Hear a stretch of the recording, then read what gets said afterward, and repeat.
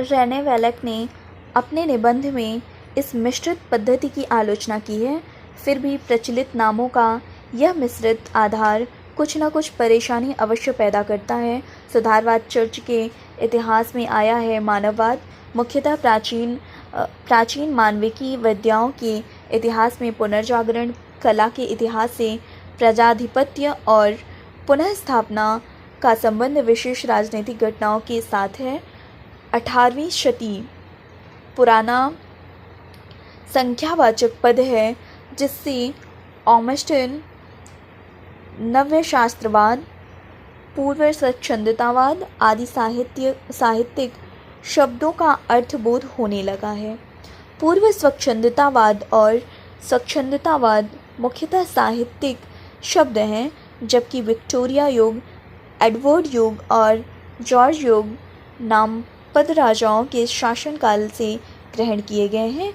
इसका अनिवार्य निष्कर्ष यह है कि नामावली राजनीति, साहित्य और कला के शब्दों पर गोरख धंधा मात्र है, जिसका औचित्य सिद्ध नहीं किया जा सकता। हमारे विचार से यह मंतव्य एक सीमा से आगे मान्य नहीं हो सकता। कम से कम व्यवहार में अभी तक केवल साहित्य चेतना के आधार पर काल विभाजन तथा नामकरण के आधार की एक रूपता का निर्वाह संभव नहीं हुआ और उसको सायास सिद्ध कर देने से लाभ की अपेक्षा हानि अधिक हो सकती है। इसका अर्थ यह नहीं कि अंग्रेजी साहित्य के सभी कालखंडों के नाम ठीक हैं। एडवर्ड, जॉर्ज आदि राजाओं अथवा प्रजाधिपत्य, पुनः स्थापना आदि राजनीतिक घटनाओं के नाम पर साहित्य के इतिहास का नामकरण तो एकदम असंगत है, क्योंकि ये नाम पद किसी प्रकार की साहित्य चेतना की व्यंजना नहीं करते, किंतु विक्टोरियन शब्द व्यक्तिवाचक न रहकर एक विशेष जीवन दृष्टि और साहित्य चेतना का वाचक बन गया है और अब वह इतना अर्थगर्भित हो गया है कि उसके स्थान पर किसी दूसरे शब्द का प्रयोग करने से अनावश्यक भ्रांति ही हो सकती है। इसी प्रकार सांस्कृतिक नाम पदों की भी अपनी सार्थकता है। वैलक द्वारा साहित्य चेतना पर बल दिया जाना ठीक ही है। नामकरण के लिए प्रमुख साहित्यिक प्रवृत्ति का आधार ग्रहण करना अधिक संगत है, किंतु प्रत्येक स्थिति में किसी युग की साहित्य चेतना का द्योतन केवल साहित्यिक प्रवृत्ति के द्वारा ही संभव है। यह मानना कम से कम व्यवहार में कठिन हो सकता है और है। इसलिए आधार को लचीला रखना होगा और यह मानकर चलना होगा कि कोई नाम पदार्थ के संपूर्ण व्यक्तित्व का वाचक नहीं हो सकता। सामान्यतः नाम संकेत मात्र होता है, विशेष परिस्थिति में प्रतीक हो सकता है, किंतु पूर्ण बिंब तो वह नहीं हो सकता। इतिहास में नाम का प्रयोग प्रतीक के रूप में करना ही अधिक संगत है और जहाँ यह संभावना न हो वहाँ संकेत मात्र से काम चल सकता है। नाम में अशुद्ध या अस्पष्ट प्रतीकार्थ भरने या उसे बिंब का रूप प्रदान करने की चेष्टा व्यर्थ है। उक्त विवेचन का सारांश यह है। पहला, काल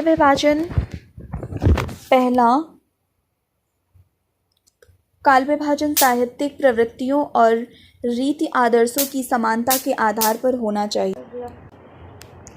दूसरा, युगों का नामकरण यथासंभव मूल साहित्य चेतना को आधार मानकर साहित्यिक प्रवृत्ति के अनुसार करना चाहिए, किंतु जहाँ ऐसा नहीं हो सकता वहाँ राष्ट्रीय सांस्कृतिक प्रवृत्ति को आधार बनाया जा सकता है, या फिर कभी कभी विकल्प न होने पर निर्विशेष कलावाचक नाम को भी स्वीकार किया जा सकता है। नामकरण में एक रूपता काम्य है, किंतु उसे सायास सिद्ध करने के लिए भ्रांतिपूर्ण नामकरण उचित नहीं है।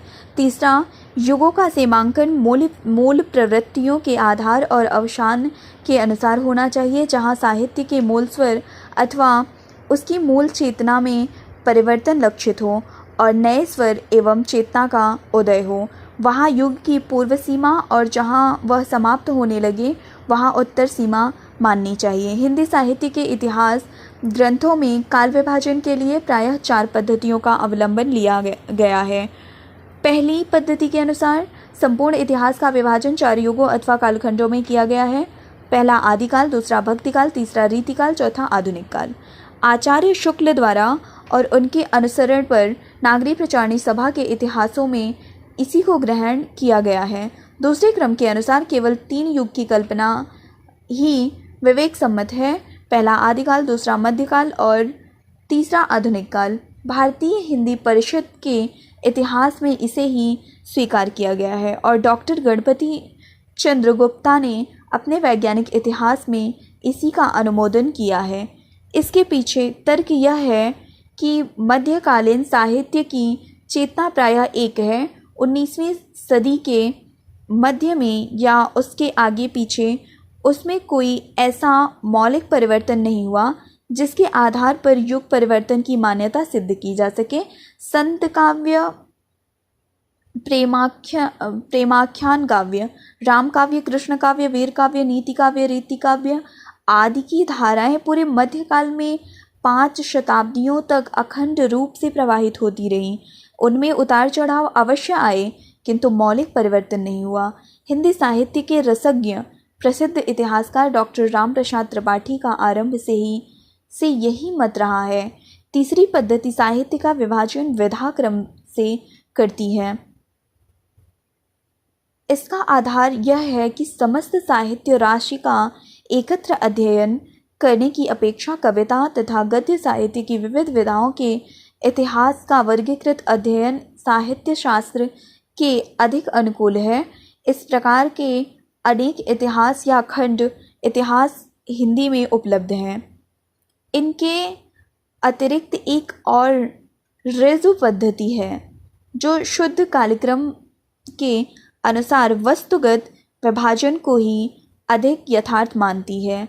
इसके प्रवक्ताओं का तर्क है कि किसी विचारधारा अथवा साहित्यिक दृष्टिकोण का आरोपण करने से परिदृश्य विकृत हो जाता है और यथार्थ दर्शन में बाधा पड़ती है। अतः स्वाभाविक कालक्रम के अनुसार ही सामग्री का विभाजन करना समीचीन है। इस पद्धति का अवलंबन आरंभ में विदेशी विद्वानों द्वारा प्रस्तुत कुछ एक इतिहास में ही आंशिक रूप में किया गया है। इन सभी पद्धतियों के अपने गुण दोष हैं, परंतु यह भी समन्वयात्मक दृष्टिकोण ही श्रेयस्कर है। यहाँ भी समन्वयात्मक दृष्टिकोण ही श्रेयस्कर है। जैसा कि हमने पूर्व विवेचन में स्पष्ट किया है, साहित्य के इतिहास में युग चेतना और साहित्य चेतना का अनिवार्य योग रहता है। अतः साहित्य के विभाजन में भी ऐतिहासिक कालक्रम और साहित्य विधा दोनों का आधार ग्रहण करना होगा। साहित्य के कथ्य अर्थात संवेद्य तत्व के विकास का निरूपण करने के लिए संपूर्ण युगों को आधार मानकर चलना होगा और उसके रूप का विकास क्रम समझने के लिए अलग अलग विधाओं को। इस समन्वित पद्धति को स्वीकार कर लेने पर हिंदी साहित्य के काल विभाजन की समस्या बहुत कुछ हल हो सकती है। 7वीं शती से 11वीं शती के बीच रचित ऐसी कृतियाँ मिलती हैं जिनकी भाषा प्रमुख रूप से हिंदी अर्थात हिंदी की कोई उपभाषा है और 11वीं शती तक हिंदी अपभ्रंश के प्रभाव से प्रायः मुक्त हो चुकी थी। उस समय से लेकर 14वीं शती के मध्य तक हिंदी भूभाग के सांस्कृतिक इतिहास का प्रवाह 2 परस्पर विरोधी सामंतीय और धार्मिक काव्यधाराओं को लेकर एक नई भाषा की अनगढ़ भूमि पर बहता रहा। इसके बाद भक्ति का व्यापक आंदोलन संपूर्ण देश में प्रारंभ हो गया और हिंदी भाषी प्रदेश में नई भाषा हिंदी के विविध रूपों के माध्यम से उसकी प्रचुर अभिव्यक्ति होने लगी। यह निश्चय ही एक नए युग का उदय था जिससे सांस्कृतिक चेतना और उसके फलस्वरूप साहित्यिक चेतना में एक नया मोड़ आया। अतः यह मानने में कोई कठिनाई नहीं होनी चाहिए कि यहाँ से यानी 14वीं शती के मध्य से साहित्य के इतिहास का दूसरा युग आरंभ होता है। इस युग के विषय में 2 मत हैं। एक के अनुसार संपूर्ण मध्यकाल 19वीं शती के मध्य तक चलता है और दूसरे के अनुसार इसके दो खंड हैं, एक 14वीं शती के मध्य से 17वीं शती के मध्य तक और दूसरा 17वीं शती के मध्य से 19वीं शती के मध्य तक। इनमें दूसरा मत ही अधिक मान्य है। यह ठीक ही है कि संत काव्य, प्रेमाख्यानक काव्य, राम काव्य, कृष्ण काव्य, नीति काव्य तथा वीर काव्य की धाराएं पूरे मध्य युग में प्रवाहित रहीं और रीति काव्य की रचना पूर्वार्ध में भी हो रही थी, परंतु मुगल वैभव का आरंभ होते होते अर्थात 17वीं शती के मध्य तक आते आते मुख्य प्रवृत्ति बदल चुकी थी। भक्ति भावना का प्राधान्य समाप्त हो चुका था और अलंकरण तथा श्रृंगार विलास की प्रवृत्ति प्रमुख बन गई थी। यहाँ तक कि भक्ति काव्य में भी भक्ति भावना के क्षीण पड़ जाने से विलास तथा अलंकार रीति का समावेश हो गया था और इससे काव्य की चेतना तथा काव्य के रूप दोनों में स्पष्ट अंतर आ गया था। अतः शुक्ल जी अथवा उनके पूर्ववर्ती इतिहासकारों ने मध्य युग को दो कालखंडों में बांट दिया है और यह ठीक है। इसके बाद 19वीं शती के मध्य से भारत के इतिहास में एक बहुत बड़ी घटना घटी और वह थी 1857 की क्रांति। वह घटना 1857 की क्रांति थी। राष्ट्रीय चेतना और राजनीति जागरण का यह आंदोलन वास्तव में मध्य युग की समाप्ति और आधुनिक युग के आरंभ का पहला उद्घोष था। भारतीय चेतना में व्याप्त मध्ययुगीन संस्कार सहसा विक्षुब्ध हो उठे। भाग्यवाद पर आश्रित अकर्मण्यता की भावना, जो हर प्रकार के परिवर्तन के प्रति सशंक थी, नवीन परिस्थितियों के घातक से आंदोलित हो उठी और जनमानस में अपने राजनीतिक सामाजिक स्वत्व को प्राप्त करने की आकांक्षा उत्पन्न हो गई। इसके बाद ब्रिटिश राज्य की स्थापना हुई।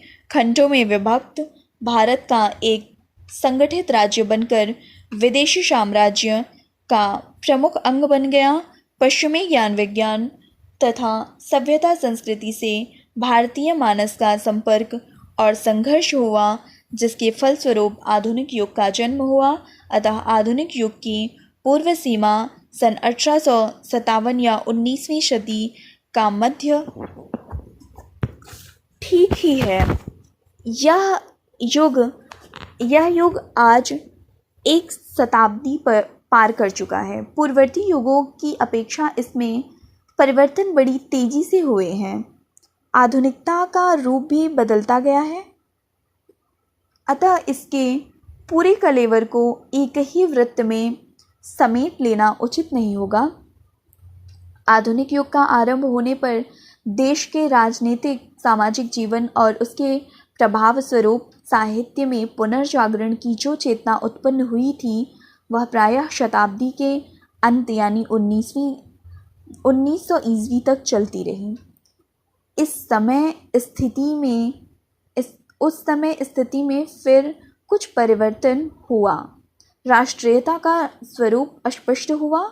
देश को स्वराज्य ही चाहिए, यह भावना स्थिर हुई। सामाजिक, आर्थिक और नैतिक स्थिति में सुधार की आवश्यकता पर बल दिया गया।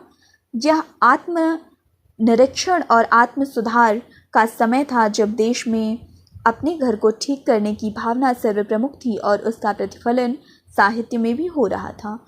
उक्त स्थिति 20वीं शती के दूसरे दशक के अंत सन 1918 से 19 तक चलती रही। तब राजनीतिक सामाजिक जीवन में गांधी तथा साहित्य में गांधी व रविंद्र दोनों के प्रभाव से एक मोड़ फिर आया। अंतर्मुख आदर्शवाद की एक नवीन चेतना का उदय हुआ। यह चेतना भी चौथे दशक के अंत में 1938 से 39 के आसपास गांधी के प्रभाव के साथ क्षीण हो गई और इसके स्थान पर एक अत्यंत भिन्न यथार्थवादी सामाजिक चेतना का आविर्भाव हुआ, जिसमें देश के बढ़ते हुए समाजवादी प्रभाव का गहरा रंग था। तब से अब तक 3 दशाब्द और बीत चुके हैं, तब से अब तक 3 दशाब्द और बीत चुके हैं। इस अवधि में भी नया लेखक 2-3 बार सन 53 और 60 में युग परिवर्तन की घोषणा कर चुका है, परंतु अत्यधिक सामीप्य के कारण इस विषय में अभी कुछ निर्णय देना कठिन होगा।